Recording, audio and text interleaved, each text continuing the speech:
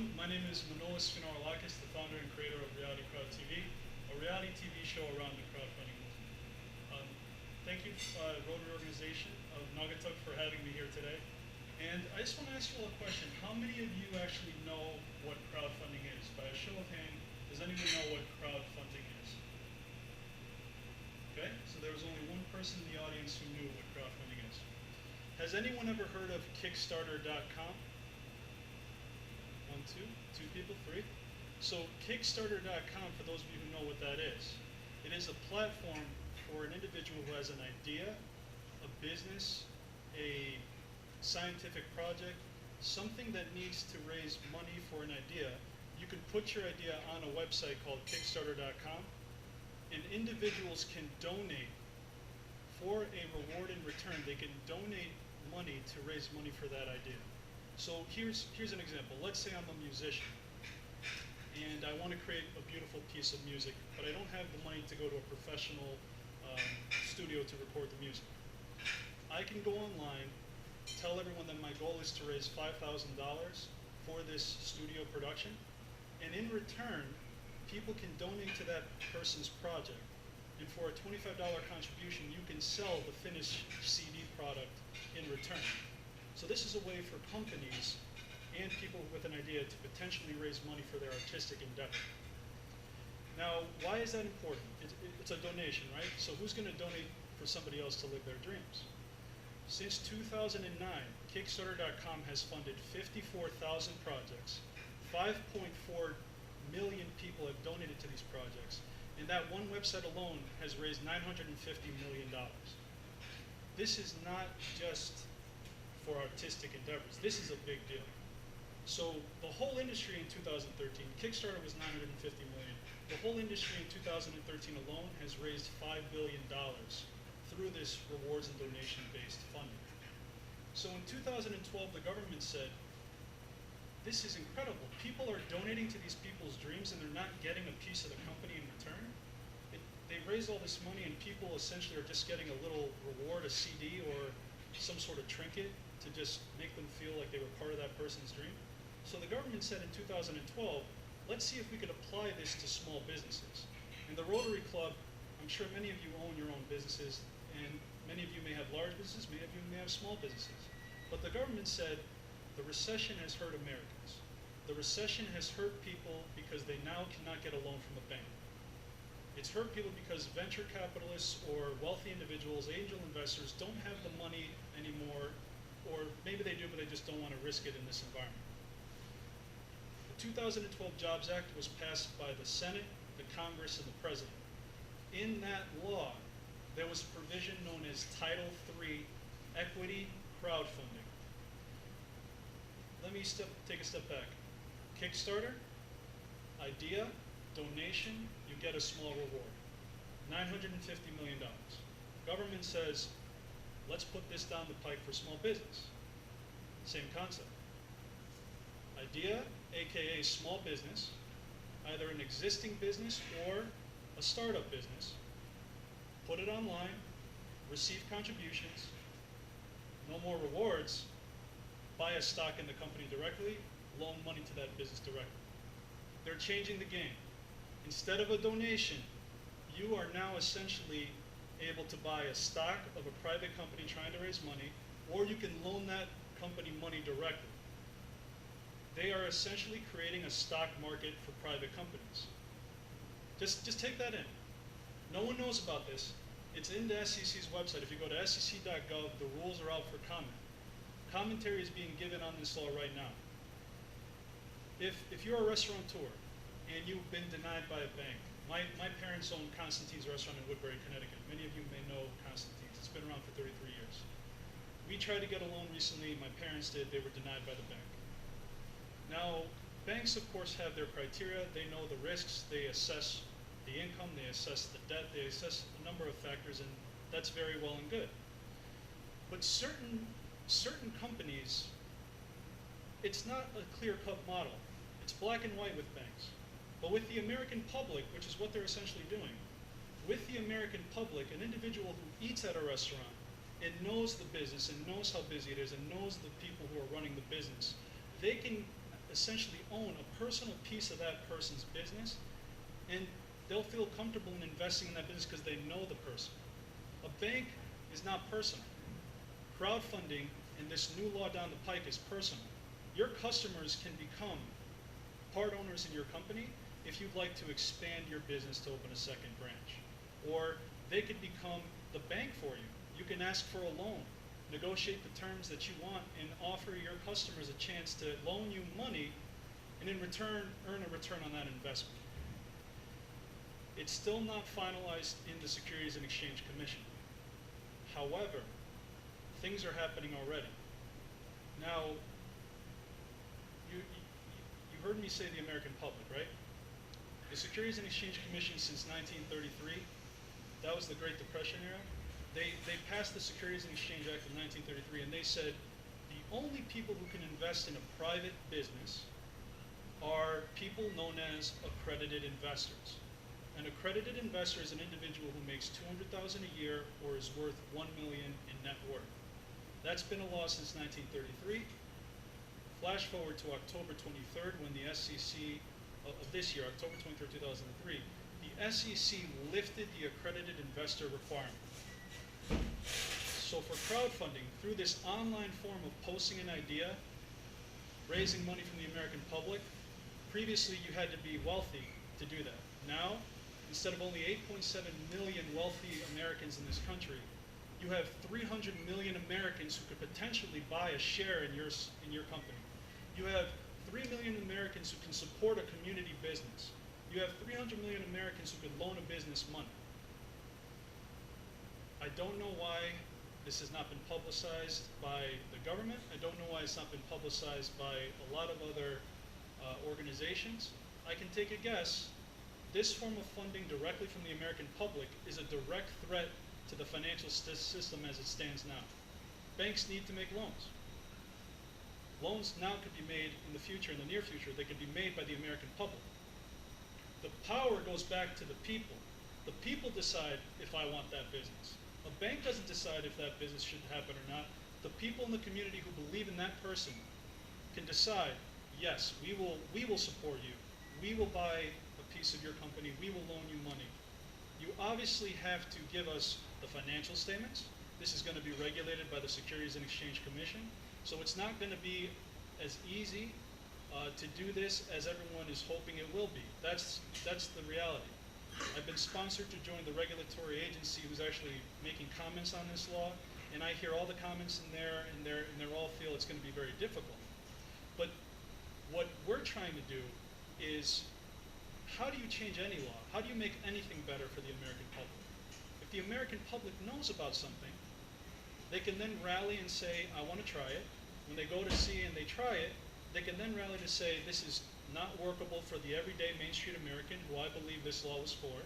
So let's start getting upset about it. Let's start writing our congressman. Let's start writing to the SEC. Let's make this law for the American public instead of for individuals who are highly educated, who may be already wealthy, who have the resources to really get this done. And because the problem of lack of information, the problem of people not knowing, that is why I'm creating a television show, a reality television show, not in the sense of theatrical television. I'm talking about education. I'm looking to have entrepreneurs who have an idea, who have a business, and they want to raise money in this fashion. We're going to have them come on our show, and we're going to educate them on how to crowdfund. The action of raising money in this fashion is called crowdfund.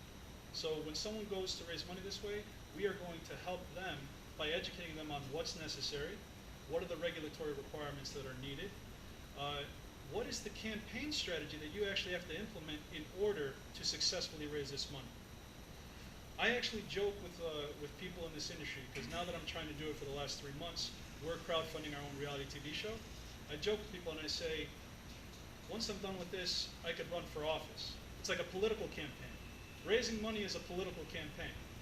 And so I joke, I say, what I'm doing with this whole thing is trying to educate people that although it's great that this is available, let's not raise people's hopes too much. Let's educate them to say, if you really want to do this, then you need to know how difficult it is.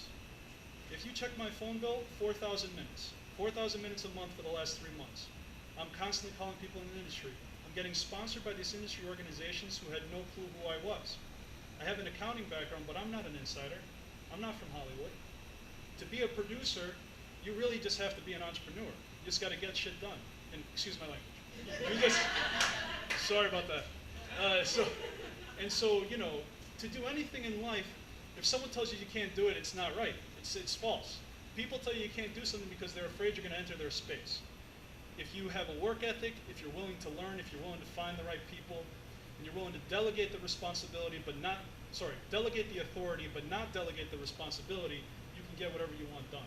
And so that is why my goal and the mission of RealityCrowdTV is to inform, educate, inspire, and motivate entrepreneurs worldwide to start small businesses through crowdfunding and to provide them with the blueprint on how to crowdfund. So at this point, I'm sure you all have some questions, and just so you know, I don't consider myself an expert. It's a new industry. Like I said, 2 months ago I found this law, and suddenly I have 14 speaking engagements around the country. I'm going to Atlanta, Seattle, but I'm not an expert. It's so new that anyone who puts the time to learn about this right now can be perceived as an expert, and I don't consider myself an expert. So I want you guys to know that this is something big. I want you guys to realize that it's so new that if you put in the education, if you put in the time to really know what's going on, people will look to you for advice. And because I'm actually trying to raise the money this way myself for my reality TV show, I quickly see that this industry is trying to be dominated by snake oil salesmen. People who are trying to position themselves as experts, but who really know nothing about crowdfunding, don't know what it takes. And I'm not an expert because I haven't done it yet, but for the last 3 months I've been busting my ass to learn how to do it. And then as I learned the practical application, I realized the theory that people are espousing is going to be very predatory, in my opinion, to what's about to happen in America. It's such a big industry that if people really don't educate themselves and rely on someone who sounds like they know what they're talking about, it's going to be dangerous. People are going to believe that they could raise this money for their business. They might want to raise $250,000 and compliance costs alone are $30,000. So if that's the case and someone's giving bad advice, you suddenly go ahead believing you're going to raise this money. You spend $30,000, you go online, and suddenly you don't raise a cent. And so that's what this reality TV show is about. It's not about, like, you know, American Idol. It's not about you know, Shark Tank. Actually, we're the Shark Tank without the bite. We're trying to be the Shark Tank without the bite. So the entrepreneur will come on our show, and they'll be exposed to an expert panel. But the panel's not going to, like, make fun of these people. The panel is going to actually educate them. So we're looking at small business consultants as expert panels in, like, the communities that we videotape. So someone who's good at business planning could help someone who wants to crowdfund. Someone who's in public relations can help them publicize their project. Someone who is in fulfillment, I was just having a great conversation. In crowdfunding for Kickstarter, the donation base, I'll switch back to donation. Any traditional business, there is an opportunity to transition yourself to the crowdfunding industry. There is a business opportunity at every step of the way. Anything traditionally has an actual practical application in crowdfunding because raising the money is really the end result of the efforts that you put in prior. Just like a traditional company going for a bank. It's the entrepreneurial spirit, it's the hard work and grit that the entrepreneurial goes through in order to be financeable. And crowdfunding simply offers hope to people who once had a dream and stopped dreaming. It's the hope that's needed to get people to start acting, and we're trying to fill the gap to say, I love the hope, I want people to be hopeful, but I also don't want people to be preyed upon because hope sometimes makes you susceptible to predatory people. And we're going to educate people really on what's what. We're learning it ourselves, we're going to do it ourselves, and once we do it, we then have a model to help people who want to do the same thing. So that's the gist of it, and I want to let you know, the only way that I learned what I learned is by asking questions, and there's no questions that are off limits at this point because you're the first people I've ever spoken to, right? You're my first test case, so by asking me questions, I know how to explain what I'm trying to explain to people better the next time. So I want you to ask any question that comes to your mind, because that is helping me understand you and then help other people in the future. So does anyone have any questions? Yeah. Have you ever explored the theory how the Chinese restaurants are growing and growing? Because what you are talking about, that's what the Chinese do. They have their own group that finance these takeout restaurants, and they don't have their money. They have their seed money, like you call it, crowd money. That's what they do, and that you should explore the Chinese restaurant setup, where they get the money. It is high interest, but when somebody wants to open a Chinese takeout place, they have no problem getting that money. Very interesting. So the gentleman just said that there's a current demographic in America who has restaurants, the Chinese restaurants, and they have seed money already secured for themselves. What I think they have is potentially they have a syndicate. They may have a syndicate that they created, which is a group of investors who form this financing vehicle known as a syndicate, and they then are able to tap into that money when they expand. So what you just mentioned is really good for accredited investor crowdfunding. This 2012 Jobs Act actually also changed the rule that Rule 506. I don't know if anyone's familiar with Rule 506. It's a way private placements used to be done in the past, the way big private companies raise money. They lifted one of the restrictions, and now they call it Rule 506C, where you could generally solicit accredited investors now. They eliminated the accredited investor solicitation, and actually in real estate, there's a website known as realtymogul.com, where you post your real estate transaction. We're talking about multi-million-dollar real estate transaction online. The company helps you form the syndicate. The syndicate then purchases the vehicle through crowdfunding online, because they have this database of accredited investors that they just generally blast and solicit to. The only thing different is they have to verify that who they're blasting to is accredited. Otherwise, they're now soliciting to unaccredited